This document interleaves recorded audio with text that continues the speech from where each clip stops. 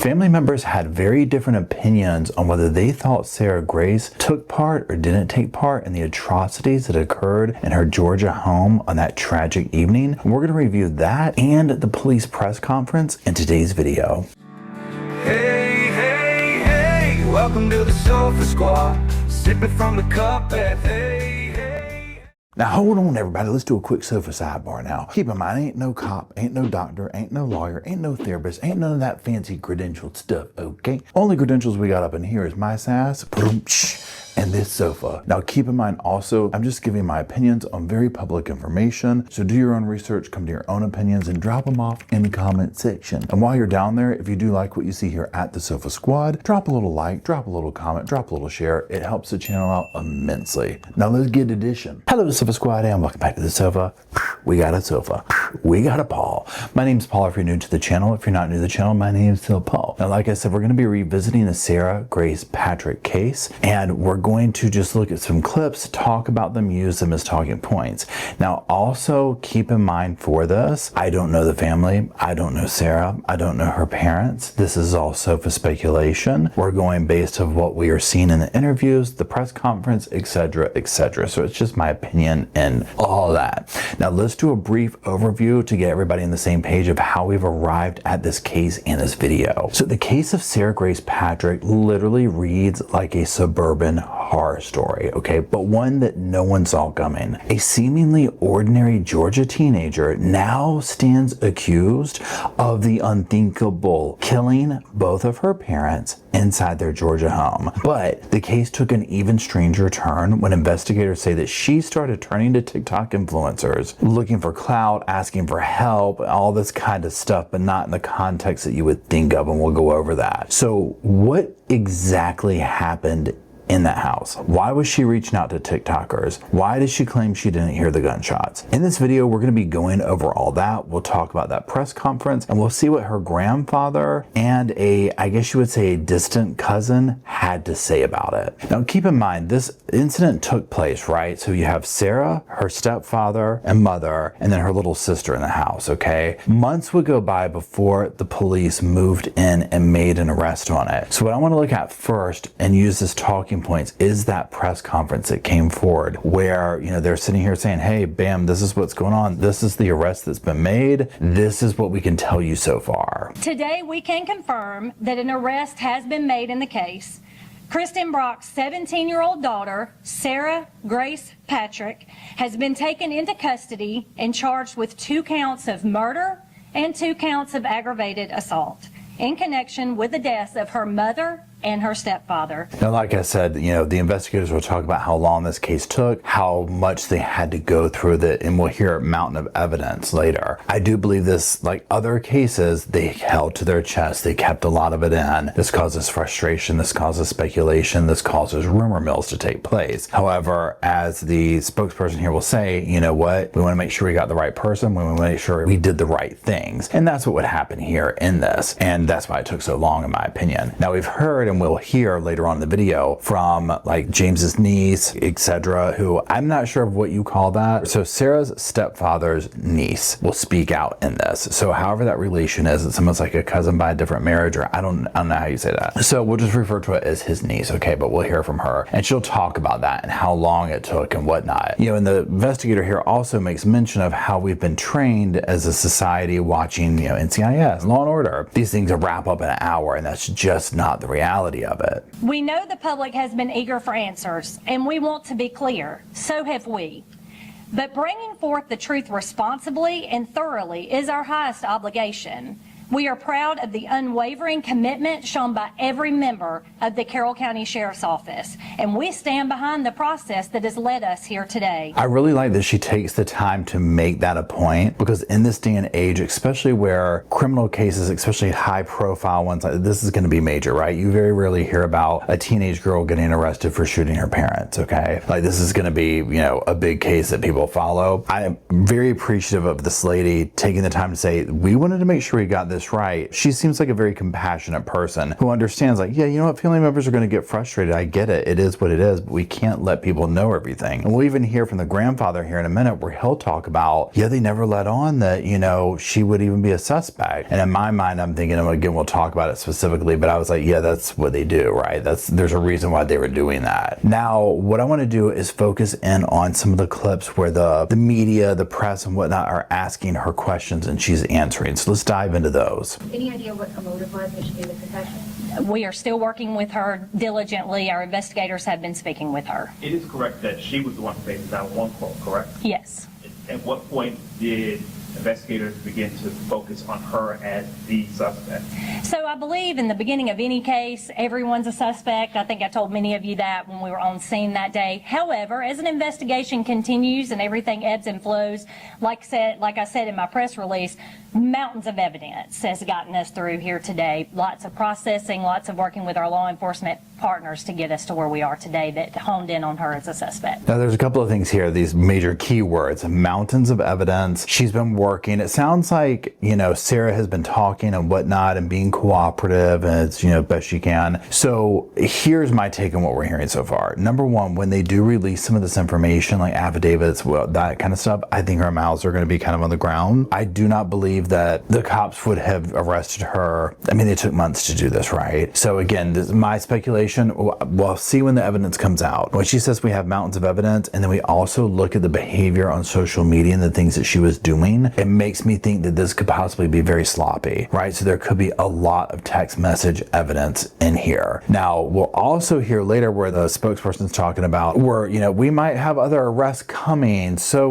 on and so forth. So I'm very curious what that means. But for now, let's get to some more of those questions. Do you believe that she tried to cover this up in any way over the course of these months? You know, we've even seen some videos on social media of somebody saying, you know, I'm making this message on behalf of the daughter. Do you believe she tried to get people to cover up anything? Considering that she didn't just immediately tell us what happened, yes. But who knows what's going on in a young person's mind like that.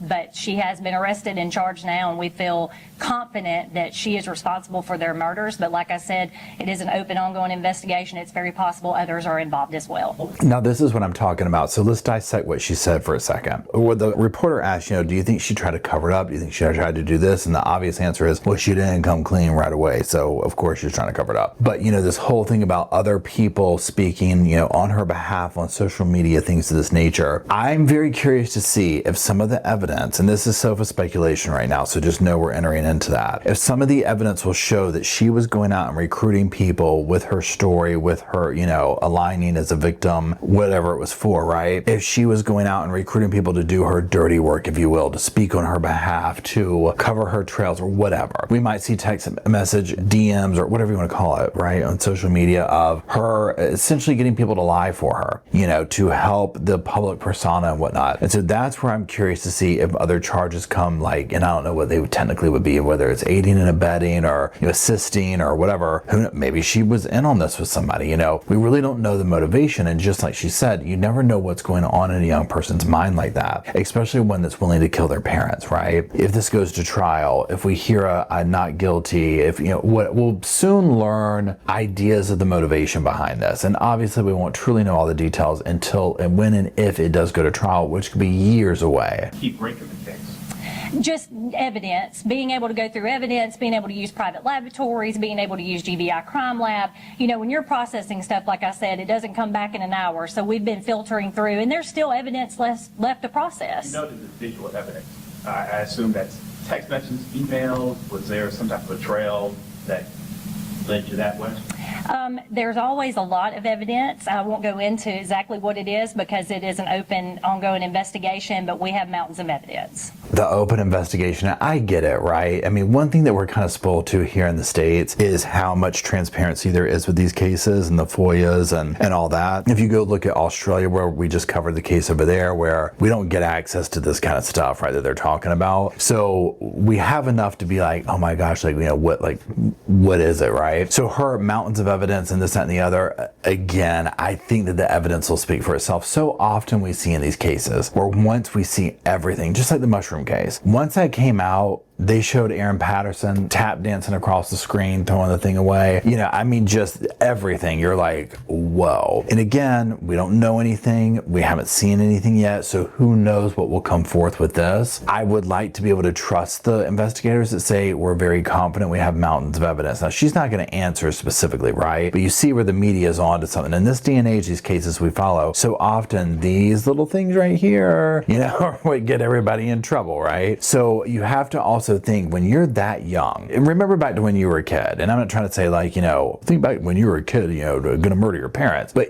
just the invisibility that you felt, right? When you're a kid, there's like this level of like, you don't think that whatever that is will happen to you. You know, you just have this invisible thing. So imagine someone who takes it to the level of killing their parents. In my world, I'm thinking, oh, she probably was talking. There's no telling what was on this girl's phone, right? There is no telling. And especially seeing the level of attention she was seeking through social media and whatnot afterwards. I mean, hello. About the social media, TikTok, that type of stuff, any of that going to be used? That will be up to the prosecuting attorney, and they'll work diligently with our investigators to make the case go forward towards trial or whatever they decide to do. Is that the younger adult, the youngest child that found them? I believe that, and you speak to this, Kim, the smallest daughter found them that morning, correct? And then she came and told Sarah, and then Sarah made the 911 call. Where was Sarah? Sarah was in the home. No, I mean, in the interim. Where was she staying? Who was she living with? She's 17. She's kind of been out on her own. Was she out on her own at the time? No, she lived at home with her mother and stepfather at that time. But since then, she's lived with different family members and kind of moved all over the place. Did she turn herself in? Yes, she did turn herself in this morning. Now, the true tragedy of this, I mean, obviously them losing their lives and then potentially to the hands of their daughter. Think about the younger daughter, right? I think she was 5 at the time, maybe she's 6 now or whatever, regardless. Can you imagine your life getting turned upside down to that degree? Now, obviously you don't know. Well, first of all, she's the one that found them. Okay, so she's going to her big sister talking about who knows what she saw. Mom and dad won't wake up. Whatever the case was, right? I would love to hear the 911 phone call Sarah made, right? And we will eventually, I would imagine. And if there's channels out there that already have it or whatever with the FOIA request, drop it in the comments, because I would very much want to hear Sarah's voice, her inflection, what she's saying on that phone call. I'm sure that will be part of the evidence. Did she seem remorseful? I have not been personally with her or interviewed her, so I could not answer that question. Though it's a shock to her family as well. Did you get any kind of, were they shocked? What surprised them? Like I said, her family's been very cooperative. I can't imagine as a parent making... Her father brought her up here this morning. She turned herself in. I can't imagine what he's going through, so my heart goes out to him as well. You talked about the family. I know they've been trying their best to keep this in the forefront. Yes. I know you guys are working behind the scenes. Yes. I guess it takes, especially for a case this big, it takes a lot of time to make sure the I's are dotted, the T's are crossed. And you Yes. speak to that because they've been seeming like on social media that they were frustrated, but it takes a lot to Yeah, and we understand. I mean, if you don't work in the law enforcement field, like I said, CSI's kind of tainted us where, hey, something happens, it's done in an hour. This is not the case. I mean, and not only that, don't you want the right person arrested? So that's why it takes so long. These diligent investigators took their time. We've got the person that we believe orchestrated this and committed this horrific crime, and that was played through the part of evidence, and that's not something that's processed overnight. Now, again, like she said, she mentions the whole CSI and the public, being trained. It happens in an hour. And I like that she said, don't you want the right person arrested? These things do take time. Yeah, but at the same time, I also enjoy that she said, look, we get it. If you don't work in this field, you don't understand. And the tragedy happened to you. It happened to your loved one. It happened to your family. You want justice. You want answers, and you want it now. So I totally get that. And I just like the way that she brought all of that awareness into her statement with that. Also you heard her say that Sarah's dad brought her. We're going to specifically listen to some clips from the grandfather today, but like she said, I can't imagine as a parent or a grandparent or, anyone imagine, I'm turning my child in, I'm turning my grandchild in, she's been accused of murdering. That just statement alone is horrible, but then you add on her parents, her mother, her stepfather. It's a whole new level of just absolute, bonkers, right? Now what I want to do is I want to switch things over and I want to look at a clip from On the Case. This is a segment, a TV show, whatever you want to call it, by Law and Crime. And we're going to look at the same spokesperson, the same person we've been listening to lead the press conference, answer some more direct questions that go a little bit deeper into maybe what went on that evening, what some of that evidence might look like, what the crime scene might look like. Ashley Halsey, Communications Director for the Carroll County Sheriff, about whether anything from Sarah's story raised red flags from the very beginning. And this is what she told me. What about her statements did investigators not find truthful when she started to become a suspect in this? You know, when we arrived on scene on February 20th and obviously saw these deceased victims who had been shot multiple times, this is a very rural area of Carroll County. There's not a lot of ambient noise and things going on in that area. Very small home that they lived in. When the smallest child, who was forensically interviewed as well through this process, said she heard the gunshots, but the 17-year-old or 16-year-old at the time did not hear the gunshots, that was cause for pause for us early on. Now, on that note, let's talk about the house for a moment, okay? Now, towards the end of this video, we'll listen to a clip of his niece talking about the layout of the house. And in a moment, we're going to listen to the grandfather. We're going to jump to him real quick, then back to this interview with her and listen to him talk about the house, okay? Because there's kind of two different stories that we see going, two different narratives, but also two different perspectives, two different relationships with the alleged, perpetrator of this. But first, let's look at Google Earth's pictures of the house or whatever. So let's zoom in here. Here we go. Beautiful yard, quiet street. Now, as we zoom in here, look at the size of the house, and this is the thing. Imagine multiple gunshots ringing out in the nighttime in this house. Now, it would be described that the houses, the bedrooms and whatnot are all kind of in one section of the home. Now, again, in a second, we listen to the grandfather, we're going to hear just exactly how he thinks that could have played out. Now, also keep in mind that the stepfather had, I think it's called a heart defibrillator, something that makes a noise when your heart does something that makes apparently a very loud noise, okay? And so that's another level. So when you heard her say that, the little girl, the youngest sister was like, well, yeah, I heard these gunshots. And it's like, well, how did your sister not hear them? Like, that would be an immediate red flag. Well, the house was originally a very small home that had 2 or 3 additions put on it. And in the back. And it was very unusual the way the bedrooms were laid out. Kristen and James' bedroom was, back in the far right of the house, but Sarah's bedroom was on the far left. And there was, if I remember correctly, there was at least one bedroom and some basic, I don't know what kind of room, just a general room in between. So it wasn't like a room was right next to their bedroom. It was sort of down the hall. Now, again, we'll hear from the niece who will say there was maybe like an 8-foot difference, but we'll get to that here in a little bit. Regardless, there's 4 major shots going off. Now, on Zillow, I believe it listed the house at like 1,900 square feet or 1,800. I can't remember exactly, which is not, it depends on what people's version of a small house is, okay? 2,000 square feet to me is enough if you hear, depending on location, where, meaning where everybody's at in the home, to hear multiple gunshots, especially if you're at opposite ends. But, Sarah would have said, oh, the TVs were going, this was going, whatever. But we'll get a different perspective on the layout of the home, because it's my belief that where her room was and where she allegedly was, I don't see how she would have not heard these gunshots ring out, okay? So I can understand how the cops being there in the space, in the situation, and seeing, one little child saying, oh yeah, I heard these gunshots, and something was going off, whatever. And then the other older one saying, what are you talking about? It would be a major red flag. But again, I wasn't there. I don't know personally firsthand. Now, on that note, let's move to some other red flag suspicious behavior. And that's I don't even know if you want to call it eulogy. The niece says it's more like a speech. I would agree with that. But let's listen to what the communications director in the interview with Law and Crime had to say about that dynamic of the case. For me, watching it online, I wasn't there in person. I don't know if she had real tears. I can't feel that emotion necessarily through watching it online. However, I think, it was more like a speech. It was very scripted. And then at the end, she said, and I'm sorry. Now, she may have been sorry because she was showing emotion possibly throughout that eulogy, if you want to call it that.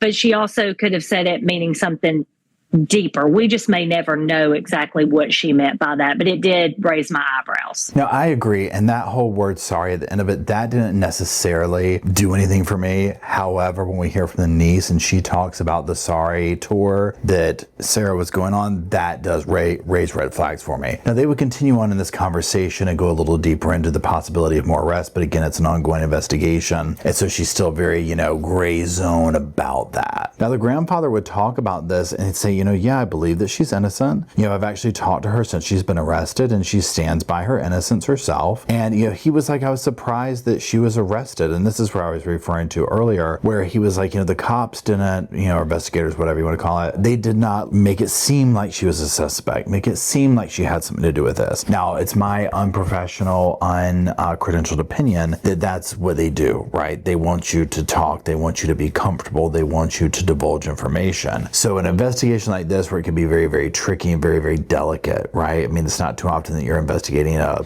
at the time, 16-year-old girl who killed her parents. They're going to keep things very, a certain way, and especially in the context of, you just don't know what could happen, right? You don't want somebody running, you don't want them harming themselves, you want to get justice, you want to get questions answered. And now when point blank asked in that interview what the grandfather had to say or think about his granddaughter's innocence, this is what he said. Do you believe she's the one who did this? No. I think, to sum it up, really, the detectives, the best they could tell me was the evidence says that she's the only one who could possibly have done it. That says to me that there's no real evidence that says she did do it. Now, he goes on to say, just like we heard, but they're not really showing him any evidence, not that I would expect them to. This says, like, this is, here's your, no pun intended, smoking gun, if you will, right? There's just nothing presented in that way. Now, obviously, we know enough to know that they're not going to do that, really. But he said, I felt like this was premature. I felt like they were being pressured to make an arrest. I just felt like, she shouldn't be in there, basically. Now, here's the other thing with that, and again, like we just discussed, I do not think that the investigators would be like, well, here's blank or whatever, right? However, on his notion of, if they're saying, well, the evidence that we have, there's no one else that could have done it, well, I too, as a person, as a family member, as a grandfather, whatever, would be like, well, I want to know the evidence that says that it definitely was her, right? Now, going back to the previous interview we had where she's saying mountains of evidence and, this, that, and the other, and blah, blah, blah, blah, blah. I think it's probably a little bit of both, right? If you were looking at it just as evidence through deduction of, well, nobody else could have done it, I would have major pause, right? And if they bring out a mountain of evidence of, well, this is just saying like no one else could have done it. I mean, like, she was in there, she was this, but we don't have a smoking gun, then I definitely would be like, okay, how do we arrive here? So when the cops and investigators say to me, oh, we have a mountain of evidence, to me, I'm thinking you have very damaging text messages, you have very damaging fingerprints, you have very damaging all these things that are literally the smoking gun, in that scenario. And so that's the kind of evidence that I would be looking for in this situation. Yes, it does seem bad to me that she didn't hear the gunshots. Yes, it seems bad that she was doing all this weird social media, attention grabbing things and all the things you've seen of her crying and seeking attention and whatnot. Like, but that doesn't mean somebody's a murderer, right? So yes, when this comes out, I too would want to know for sure. And again, from the other perspective, you would have to imagine being an investigator talking to a mom, dad, a grandfather, grandmother, that it's like, we think your 16-year-old killed your daughter. This is the wife, Sarah's mother's father, okay? It's a maternal grandfather. So imagine how awkward that is. At the end of the day, even when signs are there, nobody wants to think their family member is capable of murdering another family member or trying to murder them. And especially when the said family member is a kid, right? This is the last thing. And a grandparent, I mean, come on, right? This would be devastating. Now, the grandfather would go on to also talk about Sarah's current state of mind. This might have been premature. I don't think they needed to wait till the investigation was over. Sarah certainly wasn't going anywhere, but she's taking it very hard. She swears by her innocence. Have you spoken with her since her arrest? Yes, she called me from the jail the day after, of course, pleading for me to help her get out. And she was just very upset and saying, please help me. And there's not much I can do at this point. I mean, of course, I would imagine his hands are completely tied at this point. In a scenario like this is where they're almost better off being incarcerated for their own safety. You don't know if somebody's going to harm themselves, if they're going to run, if they're going to flee. And again, this is a child, essentially, right? So this is a very young person. You just don't know. I mean, the brain is still developing, so you don't know what they're capable of doing. And obviously, in the note of being capable of killing their own parents, potentially, right? Now, the grandfather would say about her behavior, he's like, she's always been good. She's always been friendly. She didn't ask for much. She was an ideal child. She's been working 2 jobs. Like, he would name off all these really nice things about her. Now, the interview at one point would also go into it. He'd be like, look, did you ask Sarah if she did it? And the grandfather's like, no, I didn't even think to ask her that. It was just assumed that she didn't do it. So, like, why would I ask her that? Now, another $1 million question is about what happened that night and what Sarah says happened that night. And the interviewer, and I loved him for this, asking this question, will ask the grandfather this, and he has this to say about it. Sarah tell you about that night in conversations that you had? Just that Jaylee, her daughter, went in to wake them up. She came back and Jaylee said she couldn't wake them up, and Sarah went in and found them, deceased.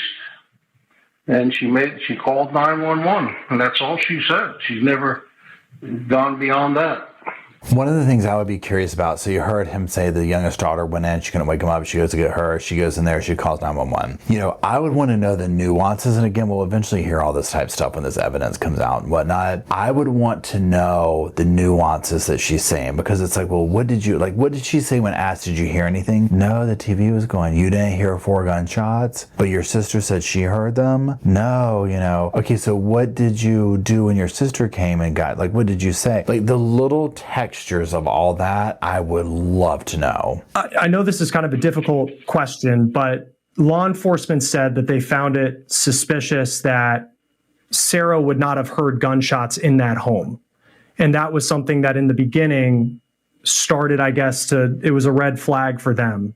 And that a 5-year-old would go in and potentially hear gunshots. And I know James had a heart machine, but then Sarah would not, and that they found suspicious. What do you say to that? Well, I don't know. The house was very unusual, and her bedroom wasn't next to theirs, but Sarah claimed that the TVs were on. I know they were on in both rooms, and I don't know. It did seem unusual to me that she didn't hear the gunshots, but at 1:30 in the morning, she was asleep. I know I'm such a solid sleeper, that it possibly could have happened to me and not heard it. Now, one thing with the grandfather here is obviously this is his granddaughter, right? So definitely wanting to give the benefit of the doubt. I get that. Now, he'll say something here in a moment that will lead me to believe that if he's shown evidence that points finger at her, he would be more open to that. But again, I've not had a personal conversation with him. I don't know him. I can only sympathize and empathize with what that would even feel like to be answering these kind of questions about your own granddaughter, right? It would be horrifying. Now, the grandfather would go on to describe the relationship that he saw Sarah have with his daughter, the victim, and her husband, her stepfather. And he was like, I didn't see anything from my perspective. Everything was fine. She was nice. They had just a normal type of relationship. And he said that he was very close with his daughter, and he felt like that he would have heard something from her had there been something off, had there been something amiss in the household with these dynamics of the relationships. Now, when asked by the interview about, Sarah's behavior on TikTok and all that, the grandfather's like, look, I don't know TikTok. I don't don't know how to use TikTok. I'm not familiar with that kind of media, but he would say that I understand that the kids get on there and they're always showing off, and it was essentially like her behavior didn't really raise a red flag to him because this was just par for the course with kids these days type vibe, right? Not his words exactly, but just how I interpreted what he was saying. Now, all that being said, he wants to kind of give her the benefit of the doubt. However, let's go to the opposite end of the spectrum with that, okay? So I've been talking about the niece. Well, we're getting ready to hear her version, okay? And it is very different than what we just heard. Now, right off the bat, they come in hot on this, and he asked her what she felt like. What was her reaction to Sarah's arrest? And this is what she said. I can't say I was totally shocked. We had suspicions of her.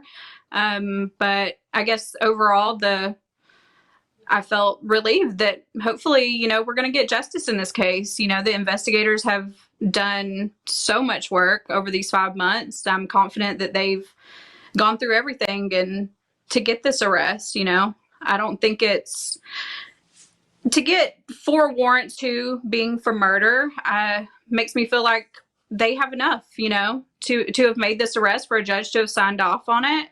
So I'm confident we'll get justice in this case now. And she'll go on to say that, yes, obviously she does believe that Sarah is held responsible for this. A moment of this when you started feeling whatever. And she said really from the beginning of the relationship, and again, she cited the whole dynamic of the gunshots, the proximity in the household, the little sister hearing them, but Sarah claiming she didn't hear them. Now, remember we talked about the house, the layout, all these things earlier. We heard the grandfather's version of it. Let's hear what she has to say about the layout of the house.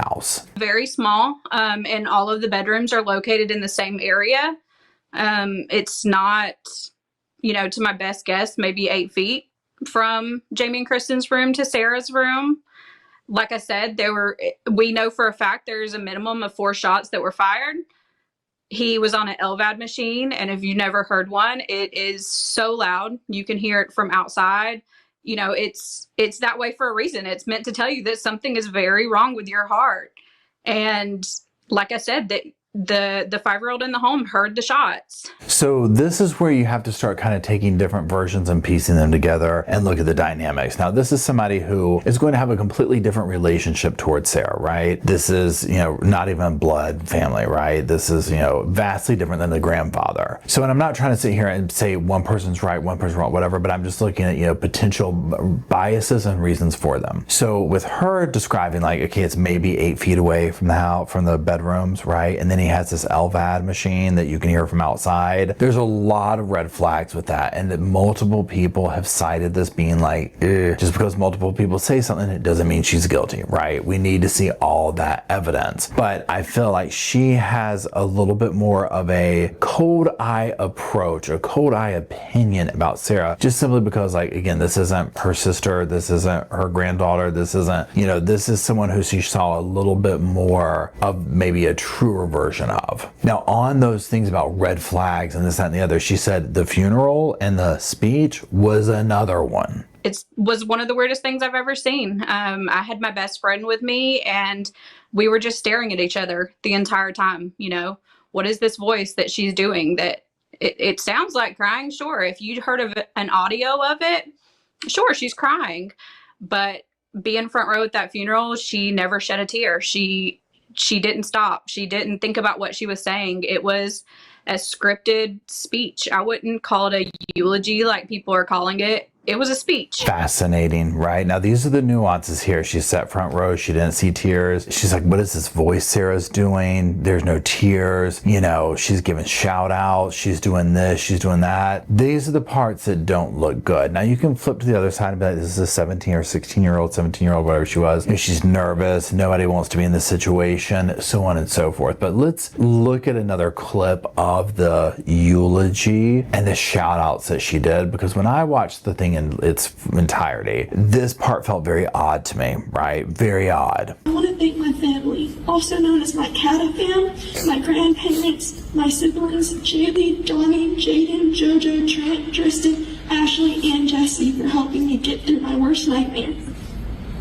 And last but not least, I want to thank Tasha, Bree, Nate, Lane, Kimberly Hayes, Kim Bowling, Katie, and most of all, all, my father, Angie, and Ben for making such a big difference. Now, she would also mention that whole thing of the sorry at the end. It wasn't in this particular clip here, but she says, I'm sorry at the end of it. And she said, that in addition to when that was done with that, eulogy, whatever you want to call it, speech, she went person to person apologizing. Now, she also said that leading up for this, almost like constantly, Sarah's contacting her mom saying, I'm sorry that Mr. James is dead. I'm sorry. This is, and I don't know what you call it, but like that subconscious guilt or whatever, like where things slip through or whatnot. To me, that's what that felt like. It's very odd. Now, I think you can also be like, I'm so sorry for your loss. However, there's that. Now, there's also this dynamic too with it. Okay, so with Sarah, one of the things that if you sit here and look at like the social media posts and things of this nature that she does, everything is directed toward her. You're not really seeing things about the mother, the this, the that. It's all about how this has made her feel. And just like that right there, where she said she gave these shout outs essentially about how, they've helped her and done this. It's not about the parents. It's not about the loss. It's about Sarah. Now, on that note too, she would sit here and say, Sarah's always been, fairly nice, fairly this, fairly that. But however, she said Sarah's stepfather, so this young lady's uncle, would say, Sarah's not who you think she is. Y'all see a very different version of Sarah. Sarah's a very different person behind closed doors or whatever. And I think that this will be a case of that, right? Because you often see this where these people do these horrendous acts and it kind of comes out of like, oh, this person was completely wearing a mask, right? And this just could be a young person who was already donning one. And she presented a very public face to others. And behind closed doors, people might have seen a very different side. Now, she sat here and said, well, we would tell my uncle, like, this is just a teenage girl, this is this is that, whatever. But she did say, in hindsight, putting it all together now, like, oh, maybe there was something more sinister going on. Yeah,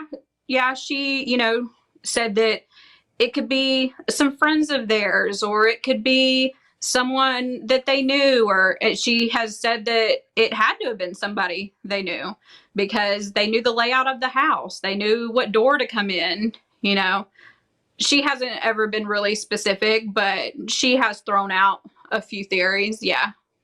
Now, this question was in relation to what was Sarah saying happened or whatever, and you heard what she said here. Sarah saying, oh, it could have been this, it could have been that, but yeah, they had to have noticed, they had to know the layout of the house. This, to me, is the cumbersomeness and the fumbledness of a young person trying to lie their way out of something. So let's talk about a few things here. So first of all, one of the things that the young lady we just witnessed said in the interview that, and the whole dynamic and the whole theory coming from Sarah of, oh, it was somebody that knew us, it was somebody this, you would think there would be a fear of, well, maybe you shouldn't be on social media letting people know where you're at, or maybe you need to reel it in. But she didn't have that fear. There was none of that there, and I think that's very, very telling in that. Now, also, there apparently was a yard sale, and she was like, yeah, Sarah didn't ask for anything sentimental. There was nothing like that. In fact, she complained about maybe the money she was getting for it. She made mention as well that, and that's what I'm talking about, where everything is about her. It's about Sarah. How do I benefit? How do I do this? And that, to me, just from the little bit that I've watched the case, is something I see. And so, do you chalk it up to this is just a self-centered, selfish teenager? Or is this a murderous, self-centered,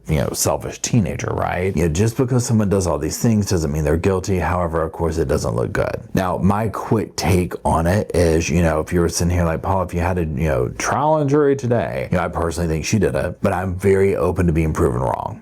I want to see the evidence, and that's the sofa jury version of it. But I want to see that evidence. I want to see the, oh, here she is admitting to blank, or doing this or doing that, or the gun with her fingerprints, was in her bedroom. Oh, she has gunshot residue from it on her arm. All of these things, right? Now, I'm curious also to know how the investigation went. Like, did they do gunshot residue test on her that night, or was it because they weren't looking at her, they didn't do it? Because I don't think that if it does come out that the evidence points to Sarah, I don't think she's going to be very sophisticated and know how to get out of these things, because we've seen the evidence of the attention she was seeking on TikTok over it. That's a huge red flag. But you could also sit here and say, why would somebody who did something like this be so obvious? We see grown adults do it all day long, right? It's just people are complicated and also very simple.